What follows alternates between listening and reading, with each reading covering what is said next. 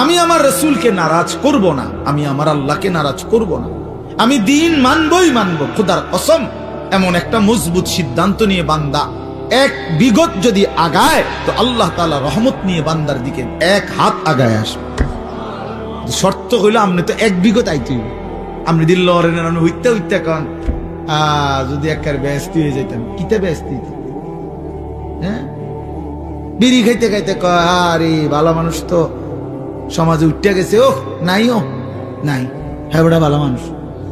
আপনি বিড়ি খাই না বেটা ইতনি ভালো মানুষ, আপনার গায়ে তো গন্ধ, দুর্গন্ধ মিয়া, বিড়ির গন্ধের চেয়ে নিকৃষ্ট কোনো গন্ধ হইতে পারেনি মিয়া।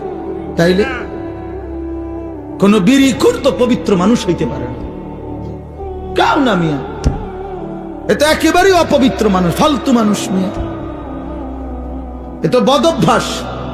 কোরআনুল কারীমে আল্লাহ বলছেন জাহান্নামীদের খাবার, জাহান্নামে যেটা দেওয়া হবে, লা ইউসমিনু ওয়ালা ইউগনি মিন জু', জাহান্নামী খাবারের মধ্যে কোনো পুষ্টি নাই, এটা তার শরীরের মধ্যে কোনো স্বাস্থ্য বাড়াবে না, আবার ক্ষুধাও মিটাবে না। কোরআনের আয়াত।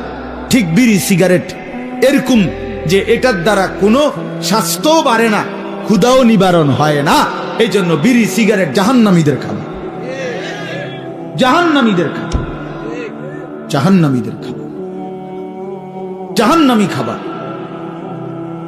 আগুন কোন মুমিনের পছন্দ হইতে পারে না, মুসলমানের পছন্দ আগুন, নাকে মুখে দিয়া আগুন বাহির করা, এটা কোনো ইমানদারের প্রিয় পছন্দ হতেই পারে না, কোনো যুক্তি নাই, একেবারে ফালতু ছাড়া, বদভ্যাস ছাড়া। আখিরাত যার মনে নাই, পরকাল যার মনে নাই, কবর বলতে কিছুই জানে না, এই ব্যক্তির দ্বারা সম্ভব বছরের পর বছর বিড়ি খেয়ে যাও।